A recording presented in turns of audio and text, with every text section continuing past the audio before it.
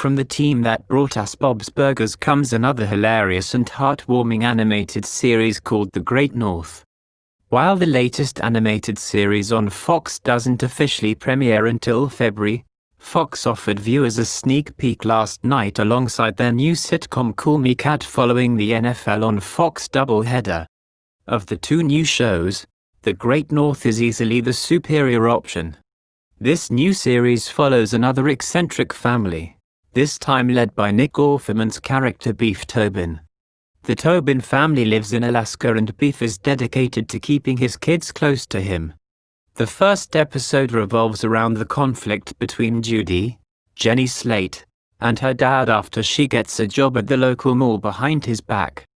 Based on the first episode alone, it looks like The Great North is going to be another surefire hit for Fox. The network seems to agree since they've already renewed it for a second season.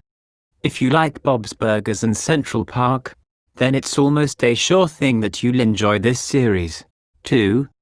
With a stronger start than Bob's Burgers, this new show already feels grounded and as if the characters are well defined.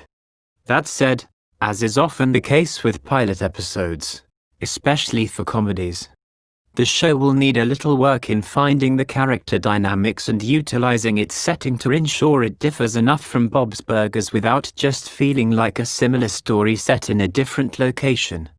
But considering how strong the ensemble is, I have no doubt that it will find its way throughout the first season.